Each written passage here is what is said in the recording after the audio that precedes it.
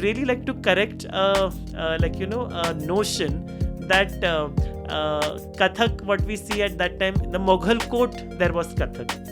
In the Mughal court never was Kathak given any status. There was never a Rajanartak, there was never a Rajanartaki who was given a status like a Kirtanya or a Kaval who was given status to come and sing in the court with respect. But in the chambers, where the personal chambers for entertainment, we did have Kathak, the female performers of Kathak as well as male performers, the wives and the taifs, as a part of the Ranjakatva, the entertainment or enticement. So this was within the chamber.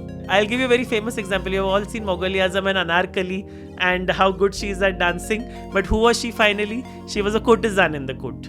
She was not an invited guru or an respectfully invited female performer like the Rajanartik. For example, as Kalidasa mentions, Malvika has a status within her court. Malvika Agnimitram was a love story. It's not that she was a concubine of the king. Sunil Sunkara is a well-known Kathak dancer who is currently the dance academic head at World Forum for Art and Culture under the Art of Living. He has been Kathak coordinator for World Culture Festival and has performed his art across multiple places around the world. A chemical engineer by education, Sunil walks us through the 7,500 years of history of Kathak, the traditions and its relevance today. Please like, comment and subscribe to Prana Stories for more of such original content.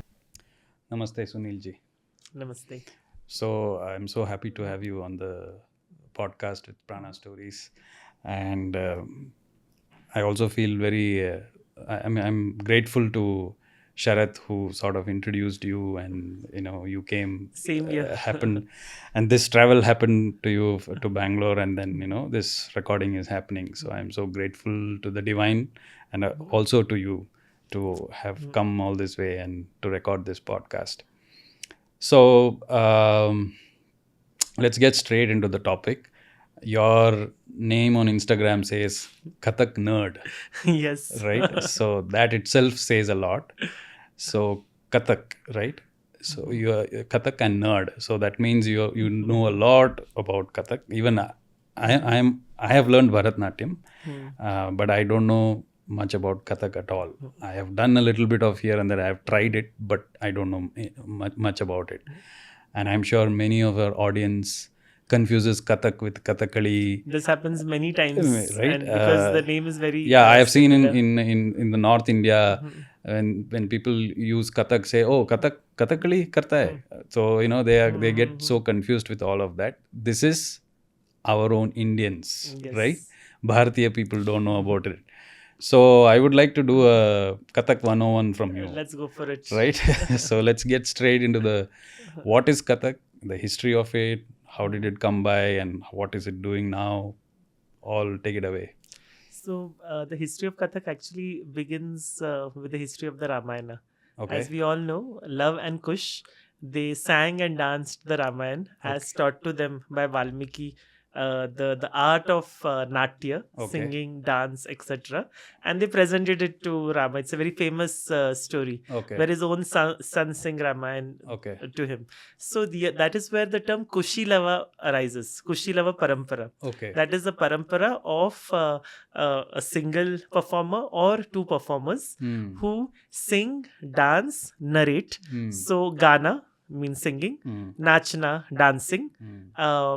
And Batana, speaking. So speaking was also important, like we see in all the Katha, Vachan, Hari Katha, etc. Traditions. So they speak, they sing, they dance. They do all these three aspects with the help of instrumental music. That is our rhythm, our Tantu Vadya. So all of these are used. So they may not, they may be just playing an iktara, they may have supporting instruments, but they need to have knowledge of it. So these four aspects together are what create the parampara in simple terms of the Kushilava tradition. So that is where Kathak has its roots.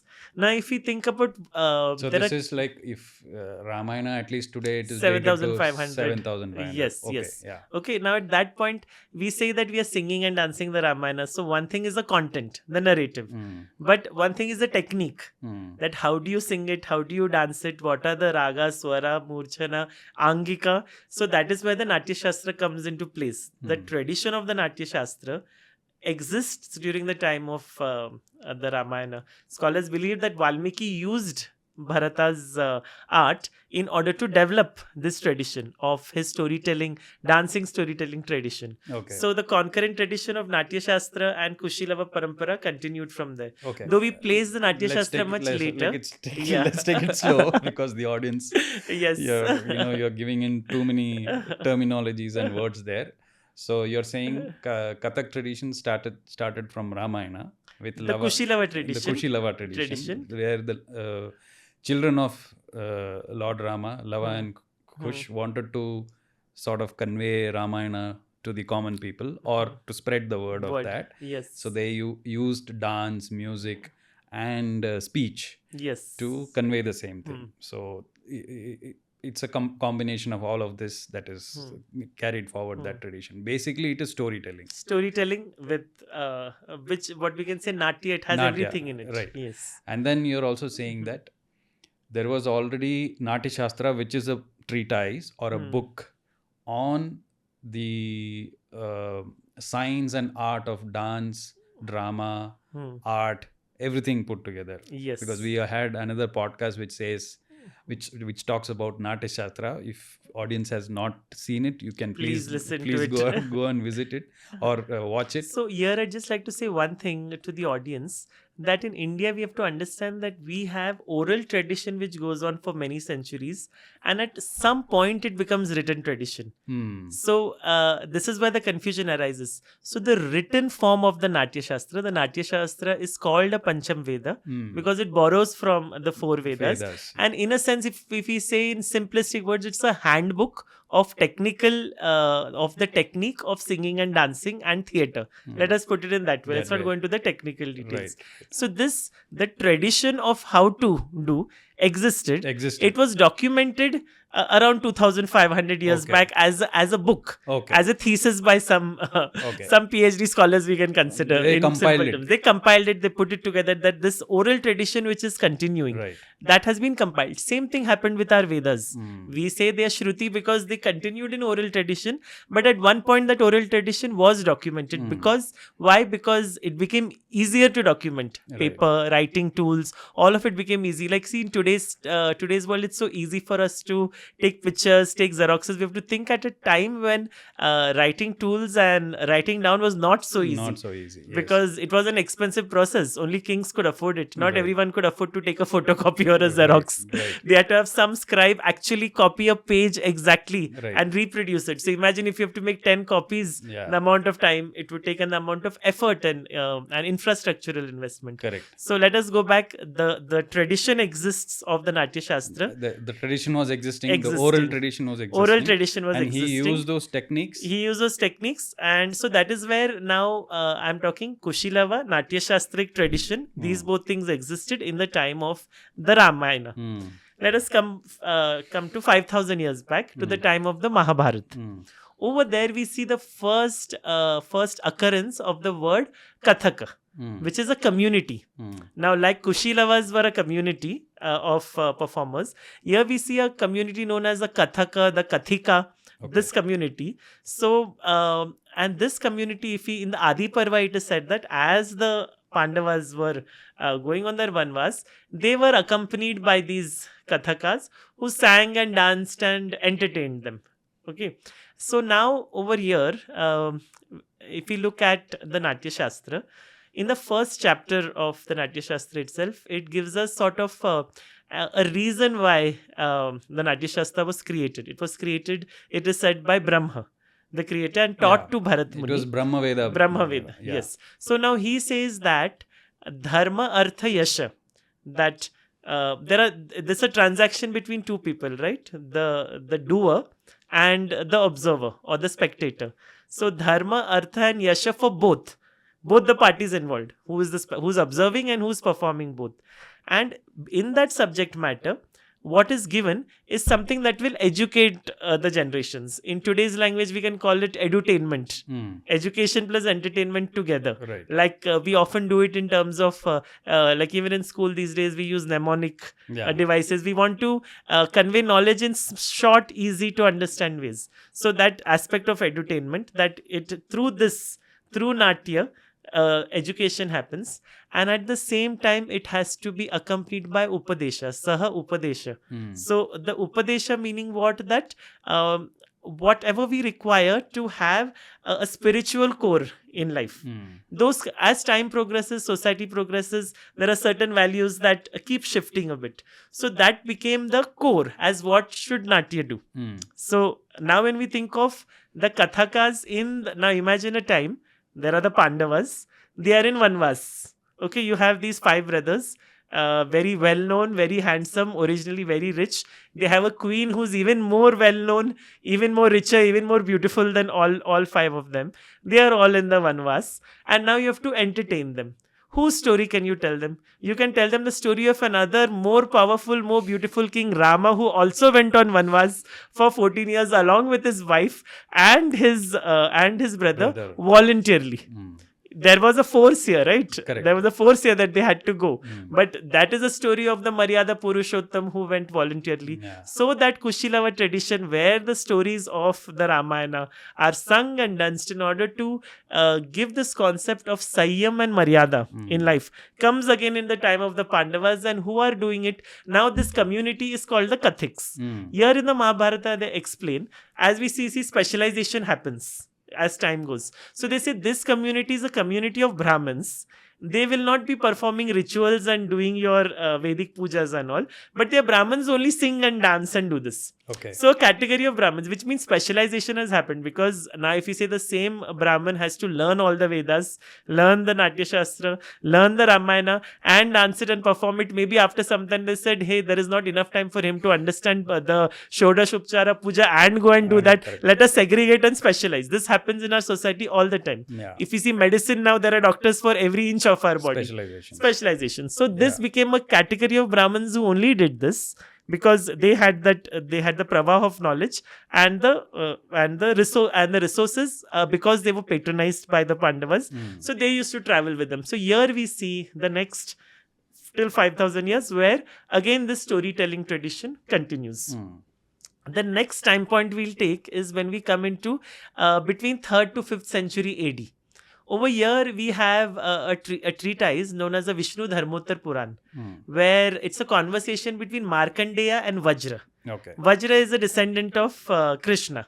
Okay. As time has passed ahead, we have gone back to 2,500 years back. Approximately, this is also a few hundred centuries here there of where the Natya Shastra is written down also. So the tradition of the Natya Shastra exists at that time. And Markandeya, he's a rishi. So Vajra asks him that what is the activity I can do that will guarantee me the highest dharmic quota tick mark. Okay. I will straight away get the highest honor that I'm done for this life. Like, give me one activity to do.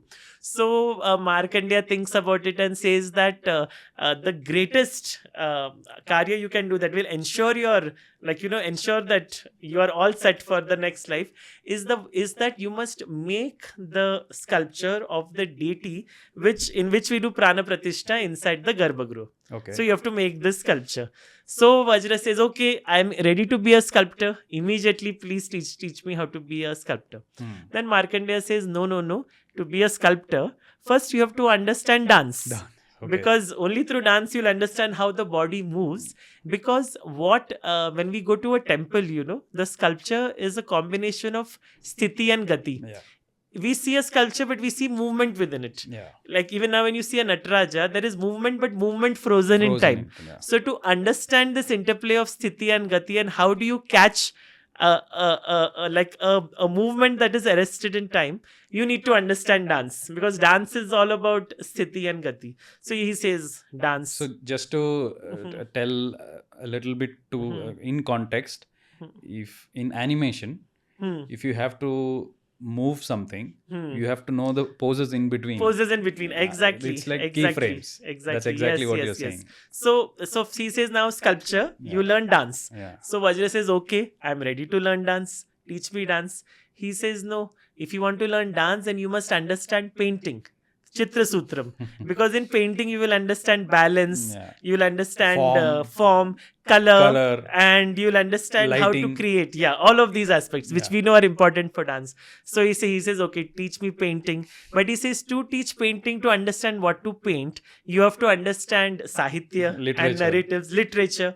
And in order to use that literature for dance, you need to understand music. So here he gives us a beautiful interrelation of all the arts. This is the core of this treatise. Very interesting. So, but at the end of this and this is in the third kanda of the Vishnu Dharmottar Puran. But there he says, listen, now these Kushilavas, they have split into two. There is one category who are the temple performers. Who are dancing only for that bhiksha which they get in the temple. And he says this is the greatest puja. More greater than the offering of flowers is the offering of dance and music to Vishnu. This is what Markandeya says. But he says there is one more category of performers. These are the professional performers. They have left the temple, which all of us fall under the commercial. So they are taking money and they are dancing. Okay, so the reason I'm bringing this point is here is where in the history of evolution of Kathak or of dance in North India, I would say, these two streams emerge. One is the temple performer who is continuing to be in the Nritya Seva, that bhav. And the other one is, here the idea of patronage comes in. That is through the darbar, Rajashray, or through people, Lokashray. The courts, basically. The courts. Courts, or sometimes people in villages. Villages also have performers. They have they have chaurahas and where people perform, especially in the north. That was a common occurrence because many of the villages did not necessarily have that big temples. They were traveling performers. They'll travel from village to village. Even today we see that in Yakshagana and other where they travel from place to place. The troupe will travel. We see it in Jatra in Bengal. So we see that this segregation has happened, and here two parallel streams are emerging. One is this Katha tradition and one is this Shuddha Nritya tradition, which developed from there, where we see the concept of the Rajanartak, the Rajanartaki in later day. When we come to Kalidas later, we see in Malvika Agnimitram, Malvika being such a beautiful performer, and they talk about Ganadasa, her guru, and she learning from him and performing for the king. So now we are coming into this aspect where there is the performances happening in the court. So I would say one group is purely for spiritual aspect of it. Upadesha Janaka, Adhyatma. Yeah. And the second group is like entertainment, which is Ranjakatva, enticement and entertainment. Okay. Why do I need to know how to entice? Because if I can entice the king, then I'm going to get a greater reward from the king. Maybe I want the king to fall in love with me, or I want him to give me the necklace or the ring in his hand. But this falls under the category of enticement. As a seva, when a sevak performs, you are not performing for a worldly reward. You are performing for that spiritual connect. So, and the Yajman is who they perform normally facing the Garbhagriha, facing the deity. If you see in some of the temples where the Natya Mandapa exists today also outside the temple, the dance is happening and the deity is the Utsav Murti or the deity inside the temple. You may dance outside, but in your mind, it is for the deity. The audience happens to be there. They are the watchers who are also enjoying that thing. But the goal is that the divine should be pleased as a seva of my dance. That was also the goal of the Devadasis. So here we see that the temple tradition is continuing in that way, and one court tradition is developing. So the people who who adopted the court traditions, maybe they would have thought that the material benefits of doing only the offering is very less compared to that. See, that is true even today. Livelihood, when you do not patronize the temple, that is true even today. We go to Ayodhya, we see temple performers, they are not patronized enough. They feel they should leave this and come and do something in a reality show. Because that is where they'll get name, fame and fortune. Correct. And there is nothing wrong in thinking like that, because if they want to compare their quality of life with, let's say, quality of life of someone else, why should the child of a temple temple performer feel not entitled to an iPhone, and the child of someone from a banker's child feel that. This is something that it's human nature. Correct. So money becomes a driving force oftentimes, and Right. all of the movement, the what do we say, societal changes, sociographic changes which have happened because of patronization, Okay. where they got a better patronization, a better opportunity to support their family or for their worldly needs. So this is the sort of So two again, streams. going back to the timeline, Khushi Lava divided into So that Kushilava tradition and Kathik tradition, which has continued got categorized into till the beginning of 1st to 5th century. Here we see Kushilava tradition is continuing, the Kathik tradition is continuing, and we have one separate tradition of the professional what was that called? performances. That there's no name. Later there are many names which we will come across. Okay. We will say Shuddha Nritya for now. Let us Okay. say that Shuddha Nritya, where it is dance based for the dance for entertainment. And here we are still in Katha. Katha is more Natya, because the component that segregates these two is a component I said of Batana. If I need to give someone a spiritual upadesha, along with what I sing and dance and show, I also have to speak to convey a thought across. So your speaking was not so important. Here What I dance and my action and how I connect with, it was only through the technique of dance and enticement, because that was the demand of the courts. There the king who wants to be entertained. He's not he's looking for a relaxation through that entertainment. He's not looking that I have to be spiritually elevated. Correct. Yeah. So that becomes if I say the main differentiation of these two becomes that. So I'll just talk about this tradition for like maybe 30 seconds more. The Kathik tradition has gone on from that time and exists still today in Ayodhya, Awadh and these places the same way it has. Oh, okay. It has got marginalized. The number of performances are lesser, but they follow the same principle. Their traditional performance includes 4 aspects. One is a stuti of the god, includes namasmarana. What are the significance of the different names of the divine? How is puja of the divine done? So paramparik puja is depicted through mime and actions by them. Typically when children come to children watch a performance, they go home and emulate it. So in every performance, they show what is the correct way to do puja, correct way to do japa. So in the hope that when people go home, they emulate that. And the 4th aspect is katha antarkatha. Through stories of the divine antarkatha, they will put forward some messages to you. So this parampara has continued from then, continued till now, and exists today. Okay. They still in the perform temples. in the temples. In the temples. Okay. Today, if you go to Ayodhya, in any year, it's called Savan Jhula, which starts from the Rakhi Purnima and starts from the Naga Panchami, and ends on the Rakhi Purnima, Raksha Bandhan Purnima. So this period, usually it is 10-12 days. It is known as Savan Jhula. So every temple in Ayodhya patronizes performers, and if you go there as a dancer, the pujari will give you some money and some prasadam and say please perform. Okay. Anybody. It happened to me when I went to Ayodhya recently. Nice. Okay. I was not looking for it, but they said, you're a performer, please come perform. And I didn't understand why the pujari is offering me money. Yeah. Usually we go give the pujari some money, Correct. right? He said, no, today we can't take money from you because you have come for Nritya Seva. So we have to offer you from whatever Ram has got in his hundi, because he is the king, and we will offer to you and you take and you go. Nice. So that tradition continues even today Nice. in Ayodhya. Nice. One aspect of Kathak. So does this happen in all the temples or? Many temples. Wherever, see, again, the temple has to be samrid enough to have a big enough temple with a space to dance. But there are definitely more than 50 to 60 temples in Ayodhya today where this parampara still exists. It's quite opposite to what happens in the South Indian temples. They just shoo you away.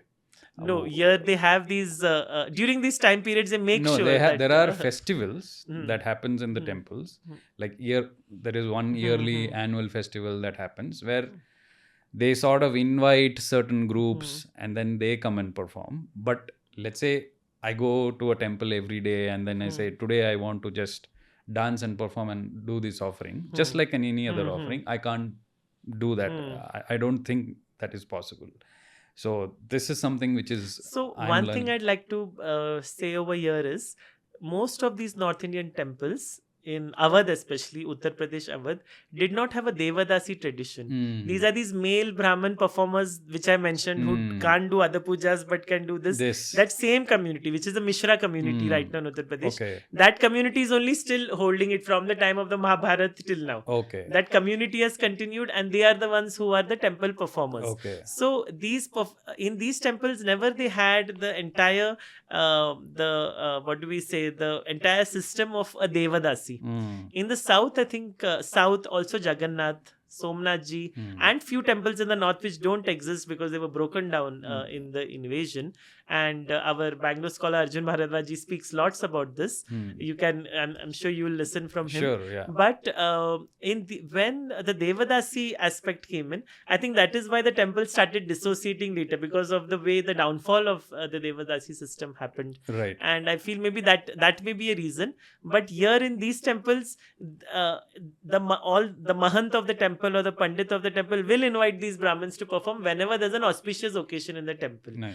And whoever comes to the temple to watch will offer some money to these people. Nice. Sometimes we'll give 10 rupees, 20 rupees, 500 rupees. The amount, you can give any amount, they will accept with equal humility from everybody. Because that is the way the parampara has gone on unbroken till now. How long it will survive?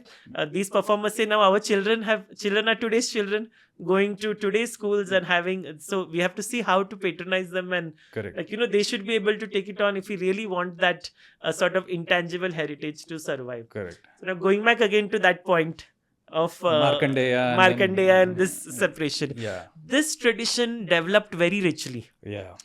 Hindu courts, for example, the Hindu court of Bikaner. Obviously, there's money involved there. There's money involved. Hindu court of Bikaner, Hindu court of Kashi, Madhya Pradesh, Orchha. All of these kings, they had what we say, an atelier. Where there's a poet, there's a painter, there's a dancer, and all of them are patronized by the court. They all are inspired by each other. The poets will write for the dancers, the musicians will create for them. So this has happened in many courts, and the courts will start exchanging their performers with each other, that we are sending our singer to you, you send your dancer here. So all of this happened in all of the Hindu courts, the Rajput courts also. Around this time now, when we come to the advent of the Mughal period. The invasion time. And the Mughal court has come in. So now all these courts have started adjusting, because no longer the kings remained kings. They became supervisors in their own kingdoms with the Mughals as the overlord. So now at this point, I would really like to correct a notion that Kathak, what we see at that time, the Mughal court, there was Kathak. In the Mughal court, never was Kathak given any status. There was never a Rajanartak, there was never a Rajanartaki who was given a status like a Kirtanya or a Kaval, who was given status to come and sing in the court with respect. But in the chambers, where the personal chambers for entertainment, we did have Kathak, the female performers of Kathak, as well as male performers, the Tawaifs and the Taifs, as a part of the Ranjakatva, the entertainment or enticement. So this was within the chamber, what was happening. And so that is where it went from the atelier to the... I was talking about the Hindu ateliers, which were happening. Right. Then we came into the Mughal period. That now, went into the chambers? We do know that we had Tansen. We have, if you see the Navaratnas over there, in Akbar's court also, you won't see a Navaratna dancer over there. You will see the Navaratna singer.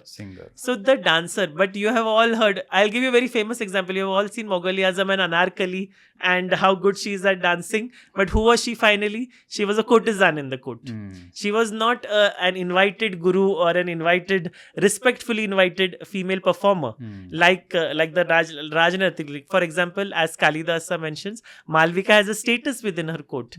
She's not someone that can, whose honor can easily be, can be shaken unless she wanted to be with the king. That was a love story that happened. Malvika Agnimitra was a love story. It's not that she was a concubine of the king. While here the case happens that we see in the Mughal court, the idea of these women. And so when now, if you look at all the miniature paintings you see of that time, translucent costumes, the type of, you will see many times dancing with wine being offered. So you will never have seen a miniature painting where the king is sitting and there is a, like, a darbar happening and the dancer is dancing. Usually it is for Ranjakatva. Very few cases you will see such paintings where maybe some dancer was invited at that moment for a little time. But largely you will see this aspect of the chamber concert. Here originates the word Derasin Tawaif. Okay. So the Derasins are the Tawaifs who are Derasin. Just to say, Tawaif is a female performer? Female courtesan. And the male courtesan? The male version is Taif. Taifs don't exist in India anymore. This is a Persian or a Urdu word? It's an Urdu word. Yes, yes. Yeah, we see Taifs today also in Afghanistan, which has dancing boys.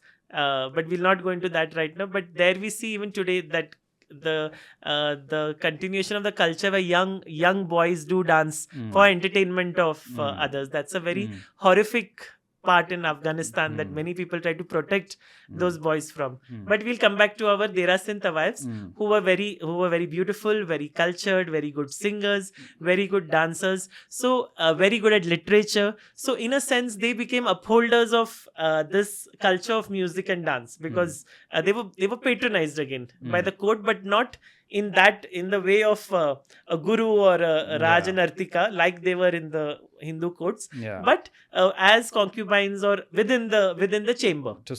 Basically only to serve the master as an entity. To serve the master, to serve the nobility. So now the children born out of them have noble blood in them. Right? So these courtesans came to be known as Derasin Tawaifs, means high-ranking Tawaifs, because they have their children are born from this highborn, for lack of a better word, highborn noble children who are not legitimate. Right. So these women performers continued, and later, now the Mughal period, as the Mughal period goes on, we know what happened in response to the Mughal period all over India was the Bhakti movement in India, because if we see, all over India at the same time, there are saints propping up everywhere during those 250, 300 years of the Bhakti movement. This is an answer to the fact that Ranjakatva became enticement, Ranjakatva became excessive beyond a point. Now, if we go back to the time of the Natshastra also, because the Devas were so engaged in hedonism, Brahma felt that no, we need to have Natya as a tool to control this aspect, right? In the first chapter of the Natshastra. Imagine the same thing. Society has become one where hedonism is, and art has become not a tool for spiritual engagement, for spiritual education, but only for this other aspect. Right. So it came back to the same thing. Yeah, but in a human way. The gods were drinking soma and were over drinking the soma. Here, there is a bhoga happening with the food, alcohol, so and the relations. The goals are not met now. The goals are not met anymore. So, I would say the universe conspired in that sense. The Bhakti movement, it's propping up all over. Such an advent that you can't do anything about it, right? And how did the Bhakti movement prop up? With phenomenally good performers, poets, singers, and dancers. If we look at across the Bhakti movement, we look at, for example, Surdas from the Ashtachap. What great poetry he has written. That till today, his poetry is so popular. Songs like Maiya Mori, Main Nahi Makhan Khayo, everybody knows. They may not even know it is from Surdas, but they've heard it because it's even reached the popular television. So if you look at Meera, a queen, again the Bhakti. So like that we see in that period across. But who were they? They were excessively good poets, because otherwise their poetry would have not survived so many centuries. They were very good at singing. They were very good at taking their art to people. So this, when it happened, at that time, again there started becoming a shift. Now we remember our Kathak tradition remained in whatever condition as it is. Our Hindu courts had a few performers. So, just like nowadays also we have Yajman who says that I want to build a temple or I want to do something good. In the from the shift to the 15th to 16th century, we go to Vrindavan.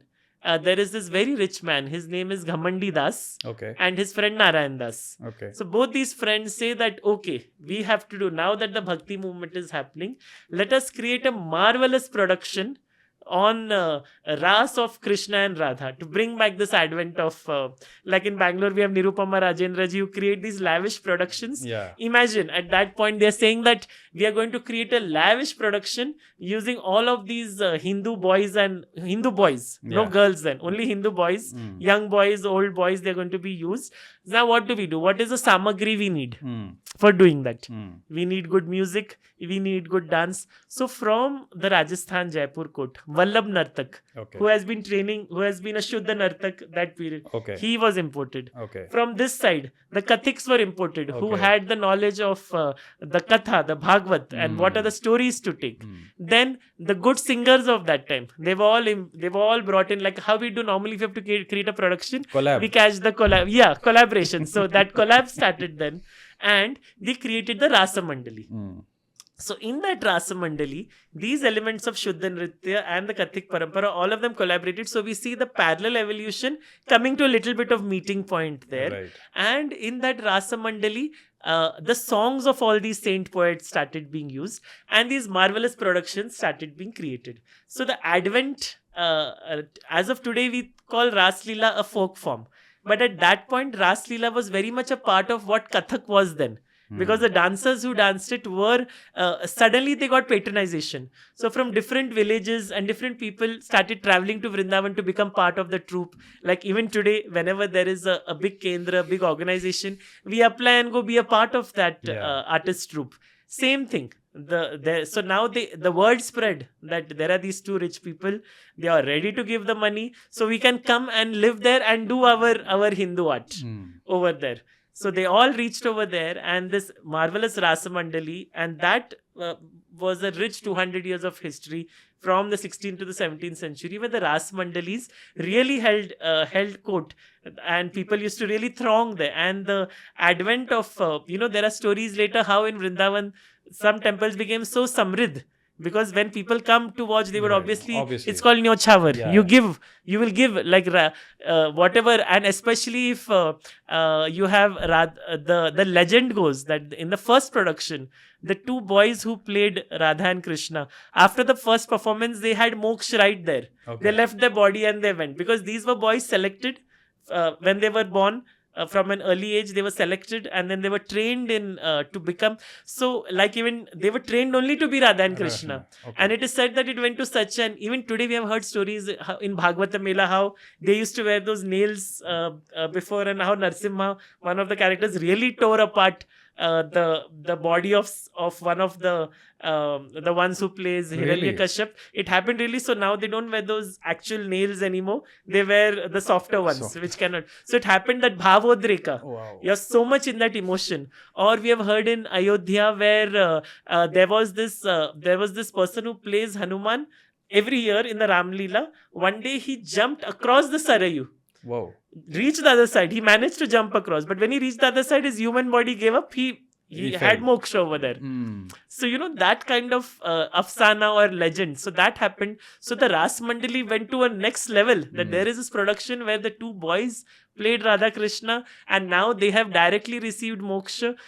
So, these kind of legends really again bring together everyone. So the Rasa Mandali, inspired by the Rasa Mandali, the Ram Leela Mandali started. That, now, because the Ramayana was being the Ekapatri or Dvipatri, as I was saying, the Kathakars were doing it. But now they said, this is a very good format, because the Bhagavad and Krishna is becoming a very well-known Lord. So let us now do that for Rama also. Who used it? Tulsidas. Tulsidas, when he wrote Ramcharitmanas, he said, this is a very good format. I can make Tulsi Ramcharitmanas popular across entire Awadh by creating dance ballets based on it, Nritya Natika.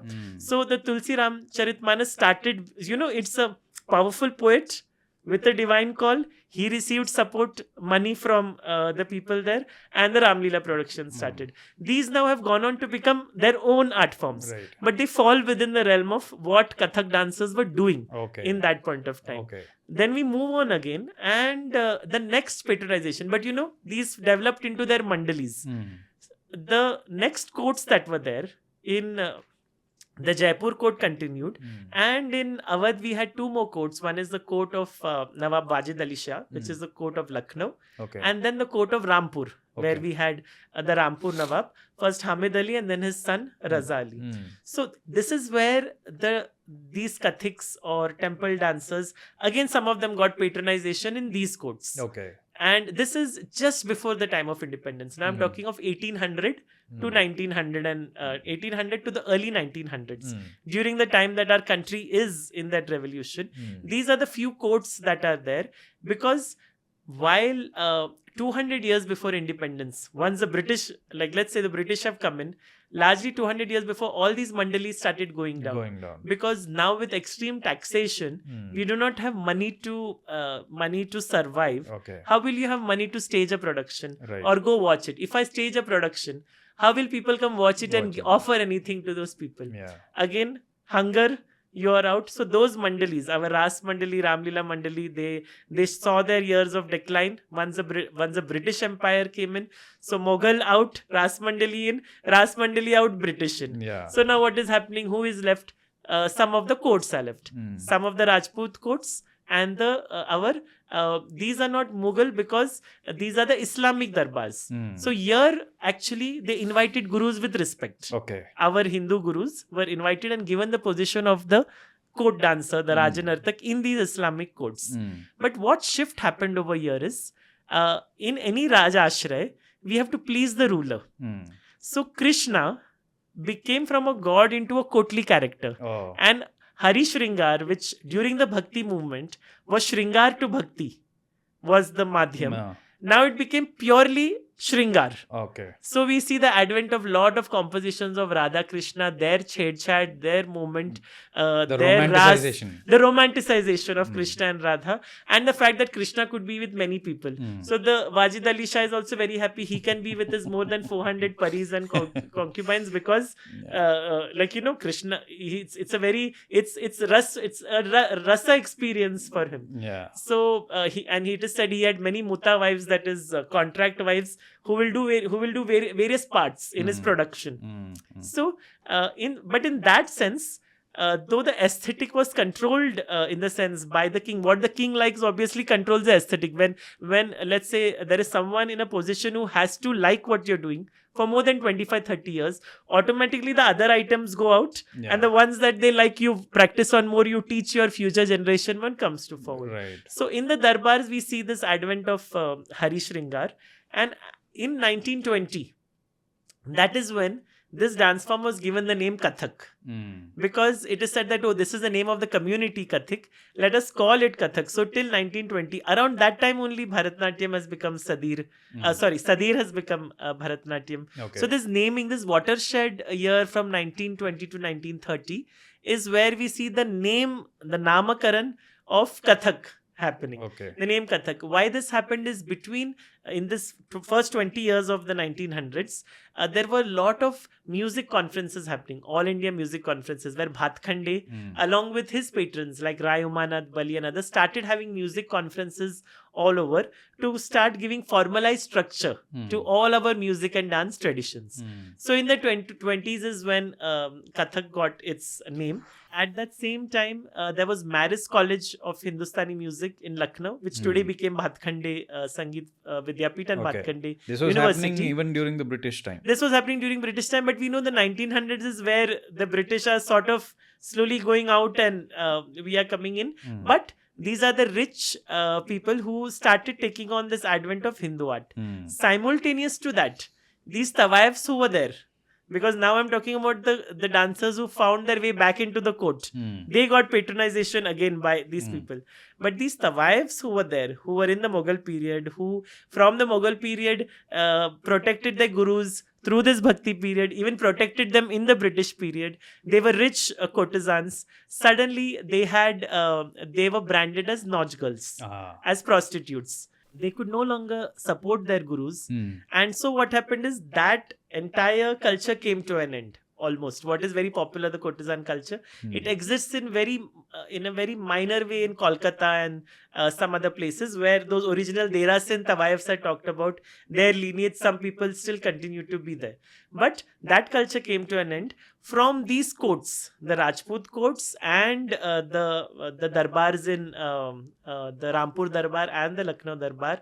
The illustrious gurus all came to Delhi when government started patronizing after independence to create these institutions like Kathak Kendra, Shri Ram Bharatiya Kala Kendra. All these were created in Delhi again through rich patrons who said, let us promote the pedagogy and performance of these arts. Let us start teaching them in a structured way, give people scholarships to learn it, preserve and protect the art. So now finally from there we have reached from the time of Ramayana to our post-independence period, where now we have a name Kathak and we have a dance form which has gone through all of these things and retained some elements from everywhere. Right. So I say, just like English is a begging bowl of various things, they say Kathak is also like that. So we have elements from the Kushilava time, we have elements from the Shuddha Nritya time where we were having Raja Nartaks, and then we have elements from the Darbar time. All of these we took and we entered the government institute and we started structuring it in one Vastukram known as today's Kathak Vastukram. But those dancers who were the temple dancers, some of them continue to remain, which till today we have that tail end of the Ayodhya Kathak Parampara available today. But largely the Kathak that we see today is the proscenium Kathak, what I call, is which you all have seen today, which has a mix of everything. Yeah, it has got all the traditions that you spoke, the Persian influence, even the musicality, the words that are used. So in the Persian influence, I forgot to share one thing. What was the trend at that time, which many of the courts followed, or rather the Mughal influence, is the idea of ladant bidant. Which means what? You are a pakhavajia. I am a dancer. The people will say, okay, let us make both of them fight. Who will win over who? Will you dance faster or will I play faster? We see this even in cockfights, bullfights, all sorts of fights happening. People are fighting through their art. So, and in the process of these kind of fights, lot of intricacy developed. Because if I want to, lot of intricacy developed in the rhythmic, in the, what do we say, chamatkari elements. Like for example, our footwork, our spins. So to create that chamatkar that you will win and the king will get happy. But in that, what got left out is our katha, antar katha and deep-rooted upadesha janak sahitya, which can lead to people, because to receive upadesha, the people have to listen to you for 1 hour at least to reach. Upadesha cannot be given immediately. You have to tell them a story. Like if you see most Harikatha performers, they need some time. They can't do their performance in 5 minutes. But today's Kathak performer can do in 5 minutes because our boundary is one of Ranjakatva. No longer are we expanding our boundary into that of Upadesha and Adhyatma. So I think this is like sort of Kathak 101 as I understand it. Wow, that's a lot. I mean, it's like what, 7,500 years of history in probably what, in 15-20 minutes. Hopefully people please listen. I know it was, I try to make it as fast as possible. Now I want to, because for me, Natshastra, I mean, for me, I always related to Bharatnatyam. Because the poses that are there, that are mentioned, or what is called as the karanas, or the poses that are there, it's, for me, it is always related to Bharatnatyam. I don't relate Natshastra to any other art form. I mean, I got a knowledge transmission from Srimati Guru Shobha Shashi-Kumar on the Natshastra, that any art is from the Natyasha connected to it. Natshastra.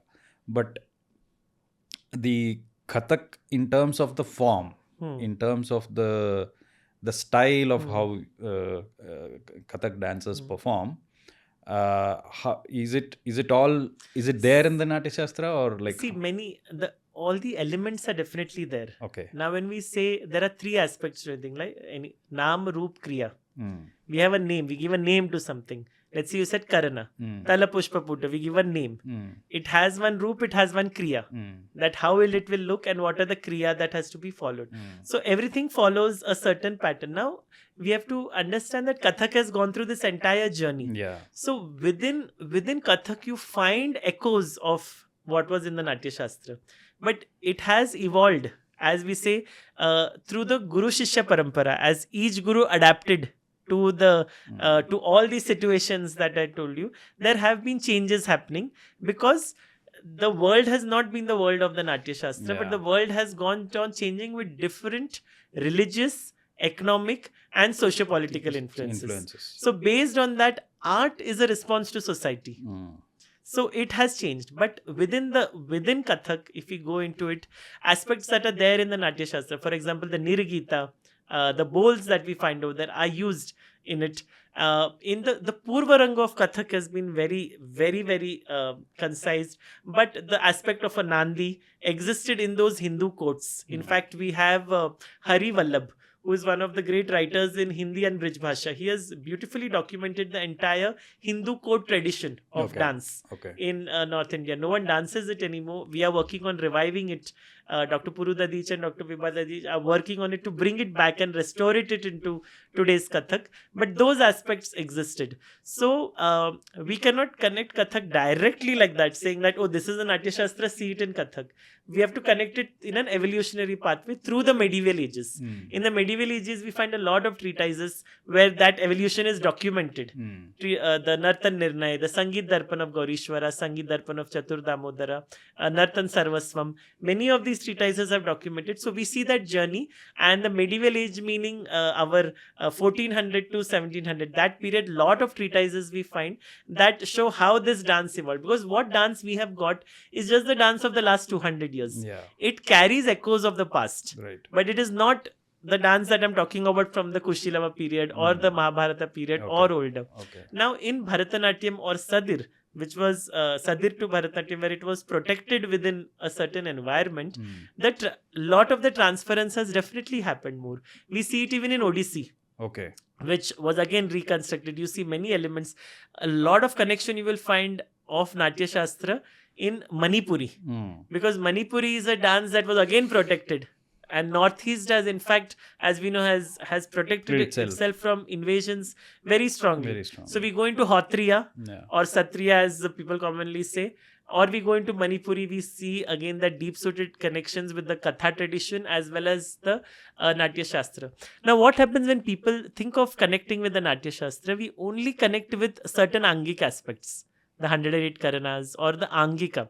But there is Angika, Vachika, Satvika, Aharya and an entire tradition of Abhinay within. So to connect with Kathak, we can connect to the Samanya Abhinay, the Hav Bhav Hela, the aspect of how Rasa is approached.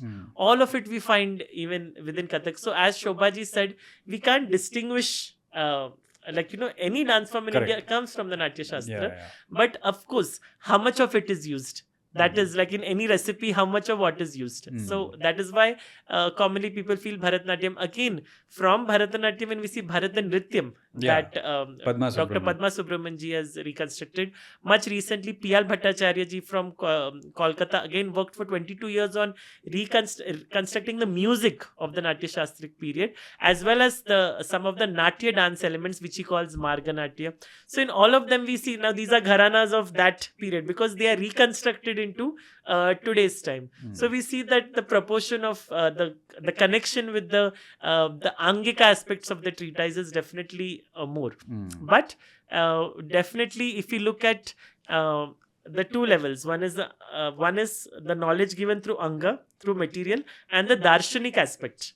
Indian knowledge is always two layered, right? We have the actual knowledge like a shloka, and the viewpoint to look at it, the philosophy to look at it, or the underlying subtle meaning. Because everything is poetry. We have never been given like every action has an equal and opposite reaction. That kind of simple sutra has not been given. Each sutra is like or if you look at the Gita, everything is a layered meaning. Right. So we can go into the core and we find this connection with Kathak. Many Kathak dancers will say that we have nothing to do with the Natshastra. They will say this even today. Okay. But through the research that has been happening by Shobana Narayanji, Dr. Puru Dadiji, Vibha Dadiji, I myself have been working on it. We are slowly trying to establish this connection through an evolutionary pathway. That how it has evolved through this very, very vast, convoluted history, I would say. Yeah. But yet it has retained at its core some of those aspects which are there. And in fact, I've written a paper on it. I'll send it to you if you would like to read on how from there to here there is this journey of how Kathak connects with the Natya-shastra. So I think a lot of mix-up happened in terms of cultures and all that. And I also think that Kathak was sort of contained in the northern part of India mostly. It is a dance form that actually represents entire northern India. If you see, because of Madhya the language, Pradesh, Rajasthan, Uttar Pradesh, we see different homologous series of Kathak dances everywhere, because there is Marwadi, there is Rajasthani, there is Hindi. All of these are languages of Kathak, all the North Indian languages. So, but this entire North India, if you leave out Odissi from the temple of Jagannath Puri, and that came later, but Mahari and Gotipua, that aspect, we leave out the northeast. The remaining states are connected through this dance, which is a vast area. For it to still retain a form that can be seen as unified. Right. Other dance forms, if you see, they are in a much more contained place. Like if you see Kuchipudi from one village, one area, or we see Mohiniyattam Kathakali, even Bharatanatyam, they are geographically contained. Right. So when that happens, the aesthetics cannot be tampered with beyond an extent. But when you have such a vast spectrum of, few points of the aesthetic remain, rest are left to whatever people want to do. So if you see, Kathak doesn't have any one fixed costume that you will find. There are so many varieties of costuming, so many varieties of language that will be the traditional language. So many gharanas that look visibly different because they have developed similar to each other, like as I said, like a homologous series, but they are not. They have been unified post-independence into one form. Okay. So I have been thinking about it, like because we are talking about our classical arts, our culture, the traditions that has been there in this part of the world, which is Bharat, and the traditions that are there. I mean, the most people that when I started thinking of making Prana stories and the channel and all that, I wanted to speak to our own the people who are locally here, who are still continuing the traditions that are like that have an antiquity of, let's say, more than 1,000 years. Yes, that was my sort of intent. Now when I started looking at it, all I could interact with was people who learn classical arts. Either it is classical music or classical dance, whether it is Kathak, Bharatanatyam. These are the only people who are close to the culture. Rest, everybody else is so far away from the tradition and the culture that I ended up talking to people who are only dancers. People keep asking me, oh, okay, is your channel only focusing on dancers? Is your channel only focusing on musicians? I can understand, because in music and dance in India is the only bastion where we were talking about oral traditions and continuing traditions, where the Guru Shishya Parampara continued in our style of teaching, which is unique to the Jambudvipa, I would say, which came down.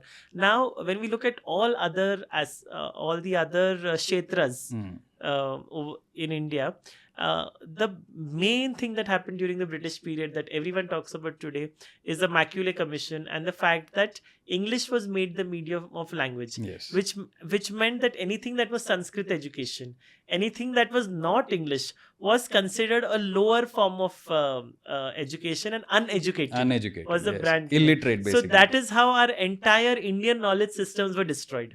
You take any example. For example, now today people are going to watch on your phone and your computers. You cannot create it without a binary system. Now, binary system has been given by Pingala. And Charles Babbage gives reference to that He's the one we credit for creating the computer.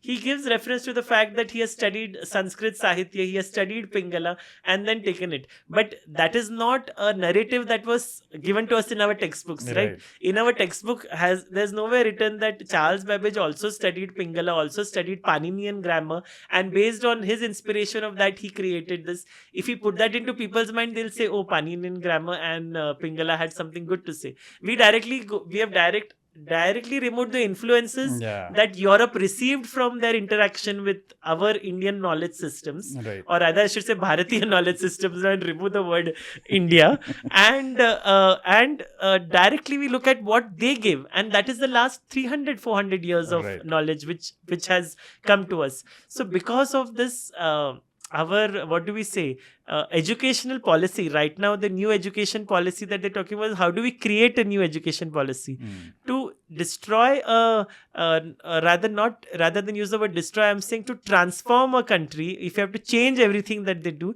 you attack the education system, you attack everything that's happening for the next, because every child needs to be educated, and this is why the only bastion of that has not been attacked yet is our classical music and dance system, because somehow I think also because maybe there was not too much money in it, they did not bother, no one bothered to change it. Ye log jo kar rahe apna they let them manage their economics didn't work out. Economics did not work out. We are a patronized form, so nobody bothered to come and try to say that, oh, your learning of Sanskrit shlokas is useless, stop learning them, start dancing in English. No one has said that to us till and date. It's also difficult for them to even learn.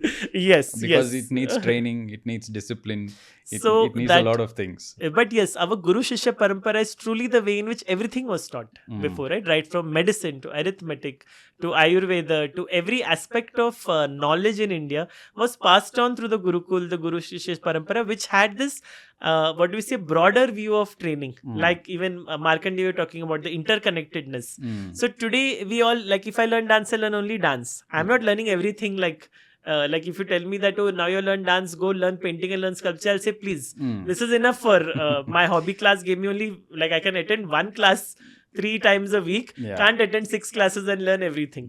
Like, so that I'm saying it in a jocular fashion, but really we have also started streamlining ourselves into what we do. That's because I think our education system is there to create employees, not to really create individuals. I hope it changes now with this, with the new education policies allowing this kind of possibility for students.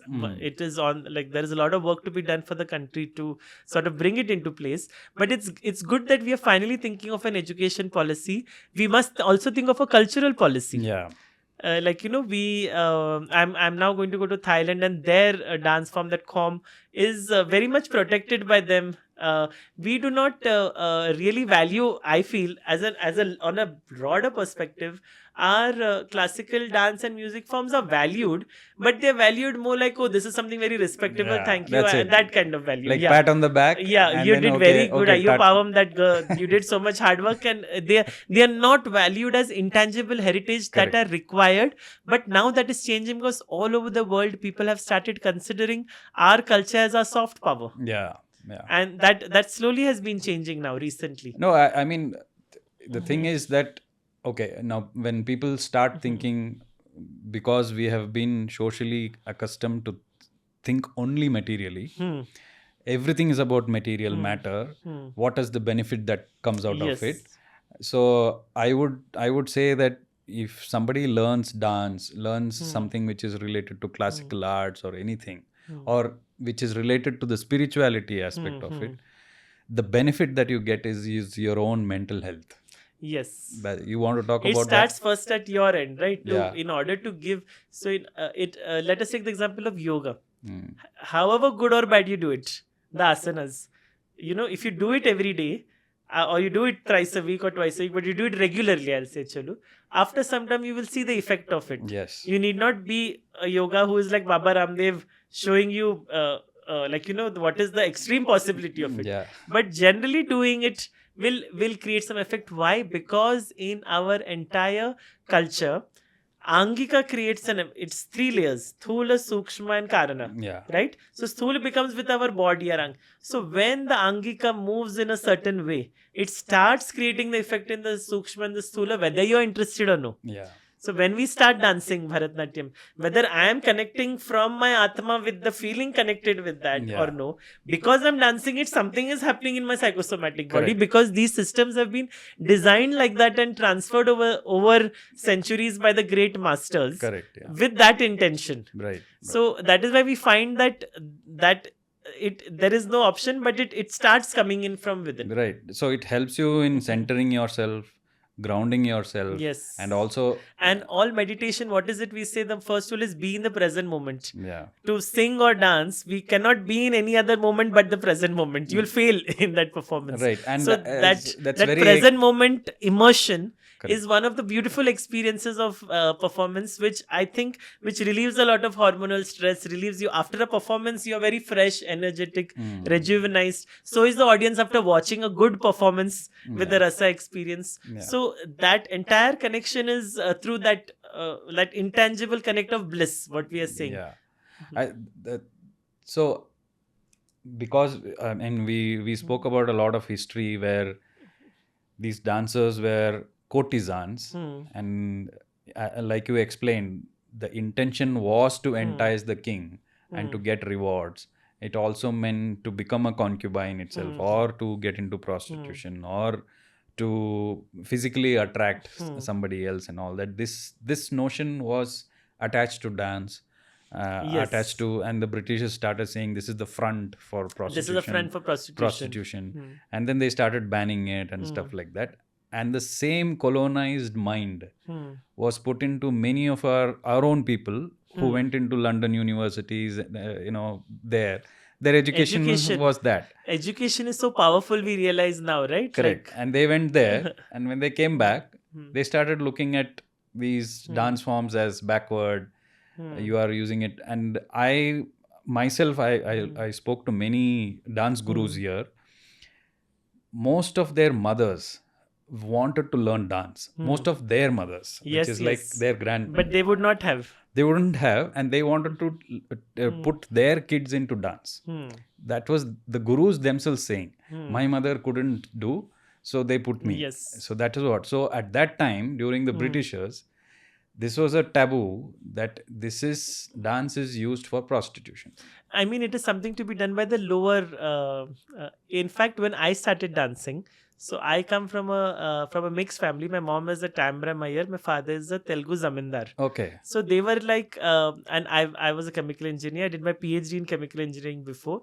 So my relatives were this dancing is not meant for people of our social status. Yeah. Like just one generation above my grandparents' generation, those associated aunts and uncles from their generation. Yeah. They were like, this is not meant at all. It's not something that's respectful. Yeah. And that too a male dance. A boy doing it. Yes. I mean, the tradition what you said, it's from Kushilava, which both were males. So such a long tradition and documented of male dances which exists even today in Ayodhya. Right. So this it's how stereotypes are created, and it's how certain aspects are put into place because moment the dancers lost that support, the word is patronization. When we lost support of the Rajashray or the temple, the Devashray, so then what have we are gone into a profession that earn money through your dance. Correct. So then it became that this became a lower social status. They're not really able to earn enough from them to match up to let's say a degree in medicine or a degree in engineering. So even today actually, if we see, even I say I'm patronized by my family, because it's not that through dance I'm able to earn to that extent. On some level we are all patronized artists in that sense. We were either given a good push in the beginning from the family structure we had, and then we built on it. But I don't think there's any dancer who can say purely that I did not receive patronization from anyone. Right. I would love to hear such a story from such a person. No, I feel on some level we are always through some grant, through some support from the government or support from the sponsors. We are patronized in each level as we go forth. Honestly speaking, this I have not spoken about this in public, but I am going to say this, that even while I was learning dance, I started learning during my college days. And then during my college days, obviously, I was learning, and then somehow I managed. And when I started working, I was barely able to manage between the profession and because dance never pays your bills, right? Yes, yes. So it was just performances in temples and all that. You have to go for rehearsals, and it was continuous. It's a lot of hard work. You need to dedicate that much of time. And then so I was probably the male dancer in the group. And I'm seeing all the girls around me. I mean, this is no offense to anything. The parents, what they wanted was to teach the girls the dance and finally marry them off to some person in the US or something, because that was their sort of USP, saying that, see, my girl has learned the traditions. I may be offending a lot of people. I'm waiting for a day when someone says that my son is a dancer, take him as a house husband. Exactly. I'm waiting for I was that coming day. to that point. I was thinking myself that where do I stand, right? Because when I'm a male dancer, nobody will come to me, right? Because it's like it's like a prospect that when you see around, you don't see it. Yes, very because true. there is no money in it, and then you have to still make your money and all that, right? So the look at the male dancer is very different. The look at the female is a very different thing. As a trophy, it's not still as a dance tradition. Very true. Right? It's like a trophy. Oh, okay. My But I would like to say that this culture is also shifting a bit. Okay. It is. I feel that it's on the path of shifting because many more opportunities are, in the sense, associated dancers are able to take up. Previously, it was like you dance and along with that you become a doctor or an engineer. Now you can be so many things. You can be a graphic designer. You can be a sound engineer. You can be many associated things related to arts and continue to be a dancer. Yes. So I think many are following this, that they can earn their livelihood, but that is not affecting their. It's not a clash between the logical brain and the creative brain. That I have to do this and I have to do that. How do I manage both? Right. So this cohesiveness, I think, is a possibility for people to bring into their life. Just because the acceptance of many other careers have increased, career possibilities compared to when I was younger. I feel now those who are 16, 17-year-olds today have their option. Parents are saying, okay, you can do a Bachelor of Arts and take up graphic design and plus you can dance. Yeah. So you balance it in that way. So I think that is a small change which has happened. Though I'm still waiting for it for this change which I said, that someone will say, oh, very good, you're a dancer. We're going to get a girl married to you and she'll earn and you take care of the house. Right. And dance when you want. So what was your childhood like? How did you start off? Actually, I never danced as a child. Okay. Because I had a little bit of a problem with my legs, which meant that my heel had a problem. So I was undergoing a lot of treatment. You're all based in Bombay all the time. Based in Bombay, born and brought up in Mumbai. Bombay then, Mumbai now. And so I didn't really dance. I was a child who was a nerd. I love to read. I love to study. I love to paint and do everything sitting at home. Okay. So and dance came in much later in my life. It was my younger brother who sort of wanted to learn dance. So he went to a Bollywood class and dragged me along with him.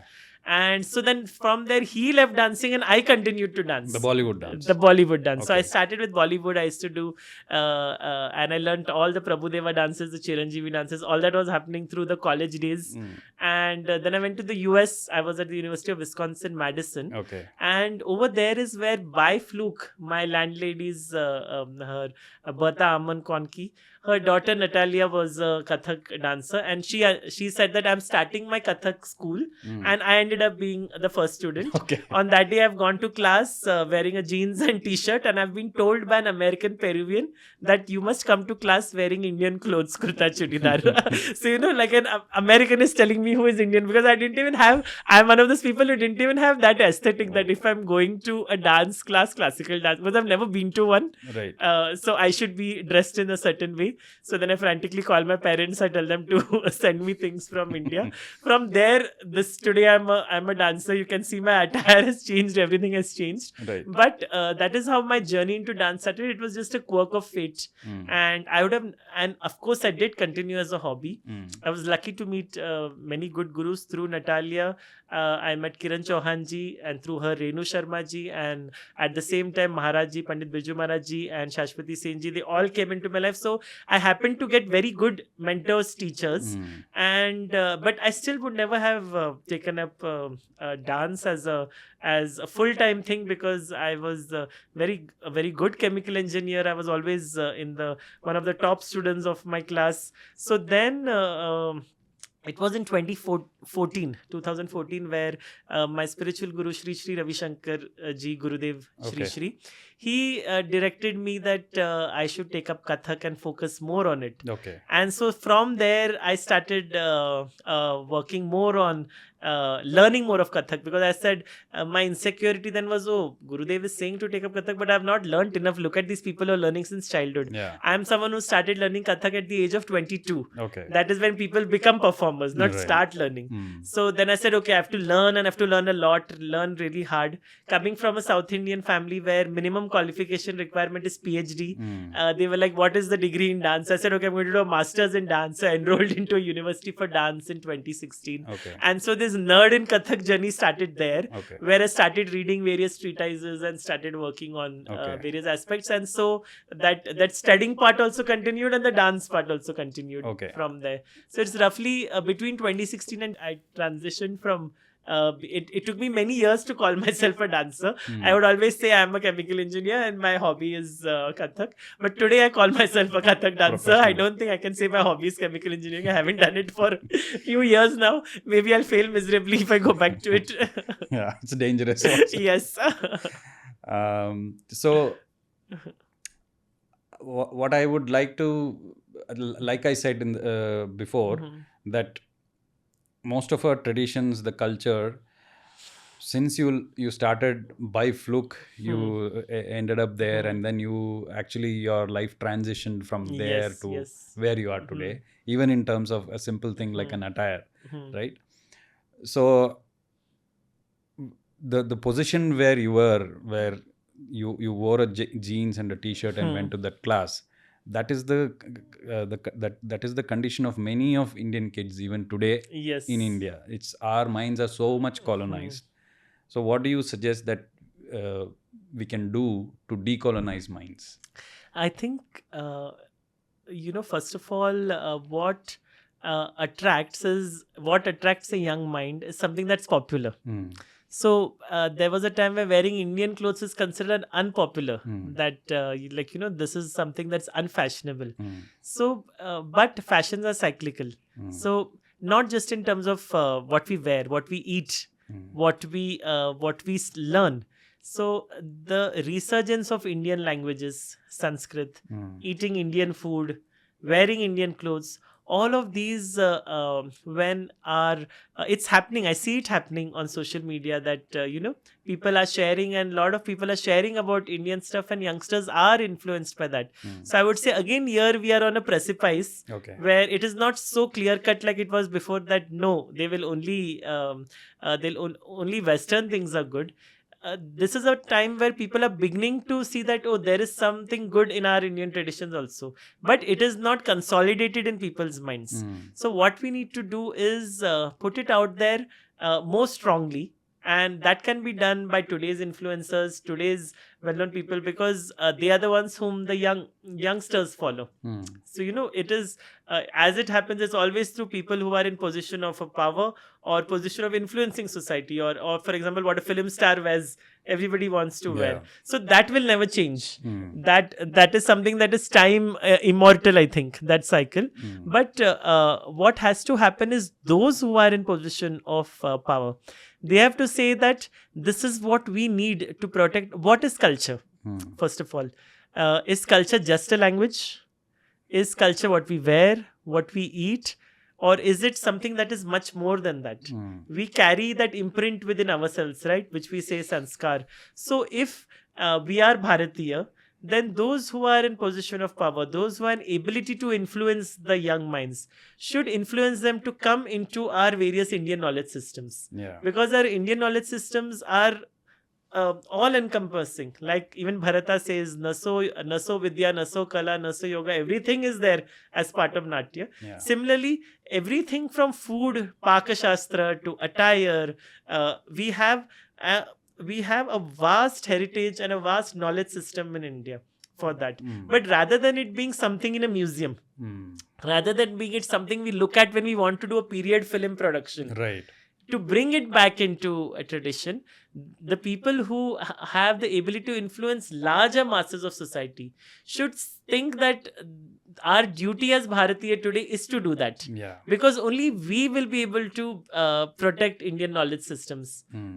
And it's a requirement, because now we have seen the strength of it. Today, slowly we are seeing that Indian knowledge systems do have some important content in it. Yeah. We have ignored it. Yes. Our haldi doodh, which anytime we have a cold or a cough, the first thing that we do is put turmeric into milk and drink it. Now that is being sold as a golden milk for $10 a bottle or more maybe. Yeah. Right? And what is this? Is ancient. Yeah. Like nobody needs scientific proof in India to say that put haldi in milk and drink. Yeah. No one will question that, do you have FDA approval of doing this combination? Right. So, unknown to us, our Indian knowledge systems are ingrained.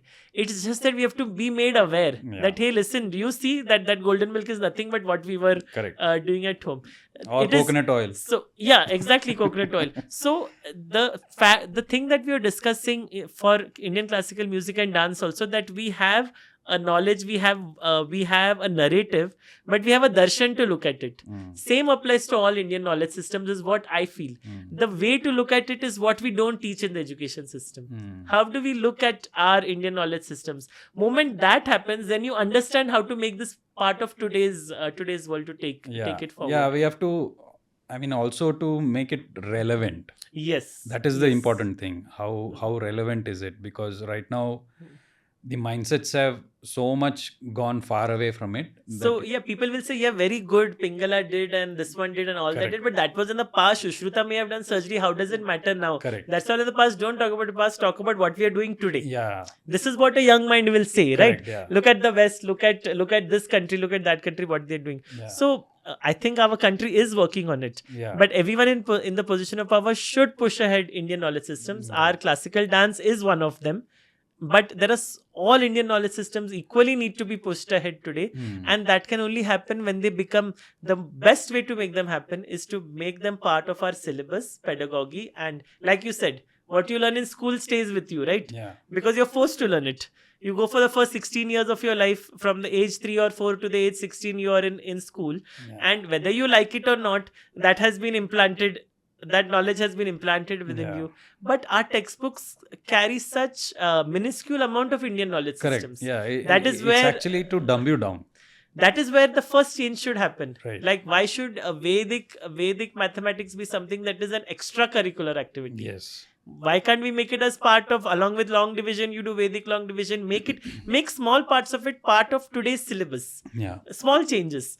And then we'll find that, if 2 or 3 generations of students learn our knowledge systems, automatically that change will happen. The Britishers did not manage to make the change in one generation. They also took a period of time of destroying the other knowledge systems by saying only English is our, only if you speak English is educated. Even I come from that same, as a product of that thought process. Yes. Coming from a South Indian family where our medium of communication to each other is primarily English. Yes. Yeah. Because that is what everybody spoke, and that was considered as a sophisticated approach to speak. And even now we are speaking in English. Now we are speaking English. But it is because that's the language that's comfortable to us. But I would so love if the next generation starts talking in... No, it has so happened that even for the thing, even if, let's say, if we spoke in Hindi or maybe in Kannada or Tamil, other people would need subtitles to it. If you want to reach a larger audience, India is a mix of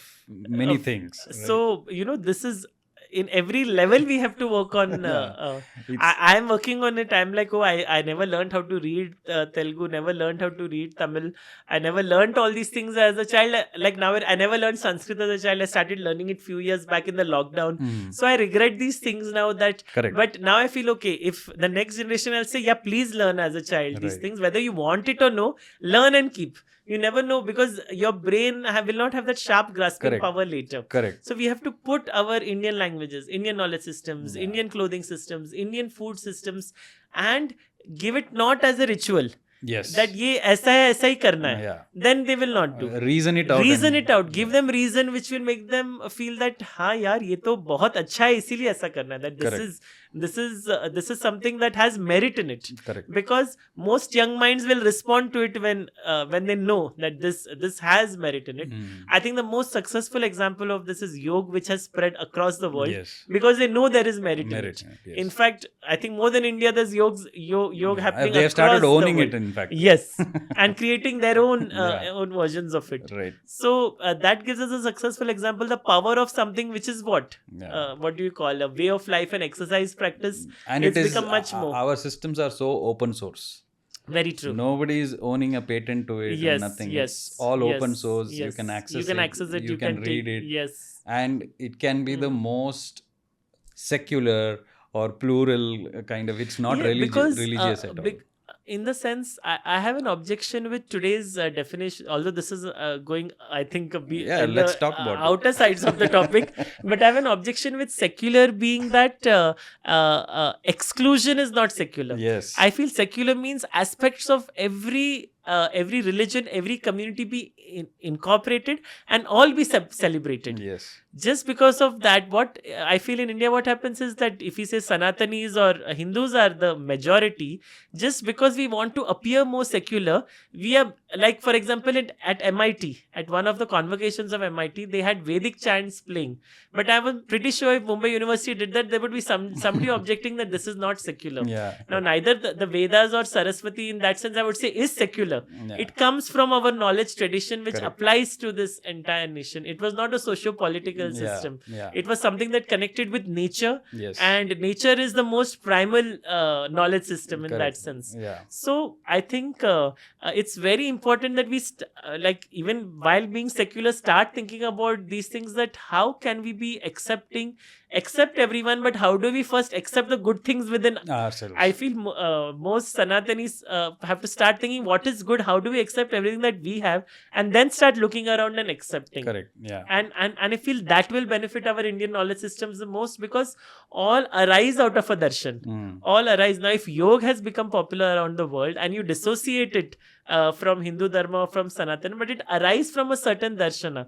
If Patanjali is saying Chitta Vritti Nirodha, that our Chitta within, which is our mind, our Mana, Manas, all of it together, that composite within, this he's talking about what is this within. He's not talking about blood and bones or something within us.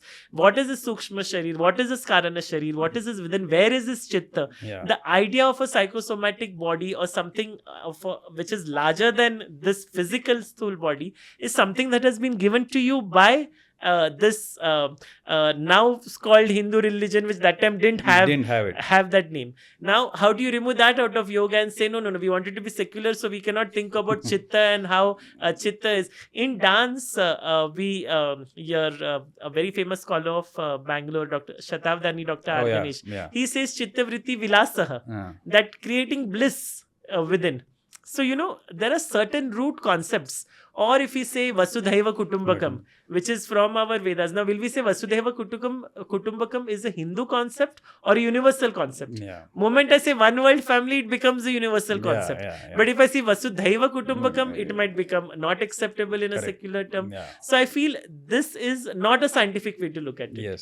We have to reason it and see what is the merit. It's a very selective way of looking at it. But I definitely am not an expert in this. There are others who talk more about it. So we should come back to Kathak. My nerdiness restricts to Kathak.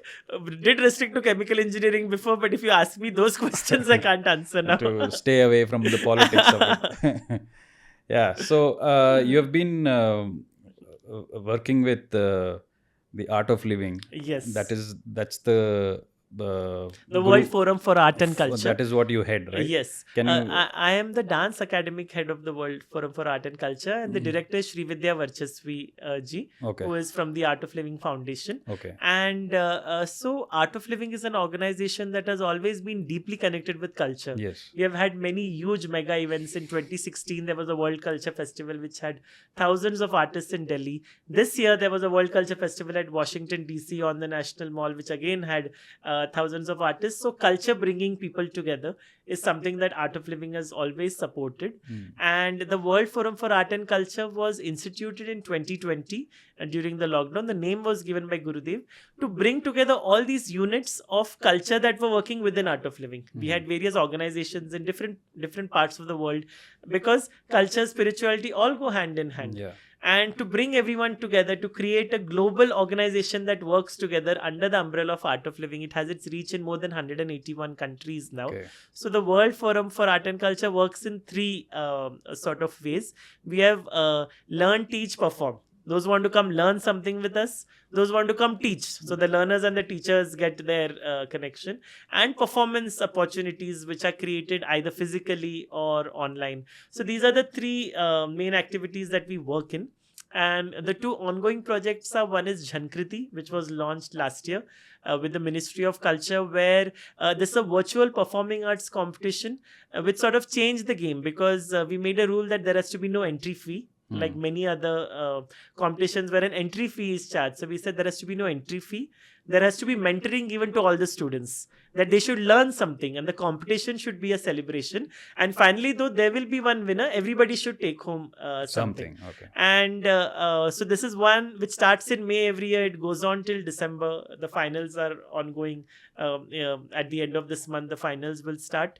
So this is something where we found that in the lockdown, classical music and dance started transitioning online. Yeah. And now, especially for dance, when it's a visual medium and you transition online, we have to develop it. Dance developed it took time to develop dance for proscenium. Yes. Correct? Yeah. It was in the temple. Temple has a very different structure. Then it went to the court. It has a very different structure. Then it came to proscenium, frontal structure, lights. It took time to develop. Choreographies developed because we want to transmit a certain visual. Similarly, now in the online, we are restricted by certain aspects, but also those aspects can be used effectively in certain other ways.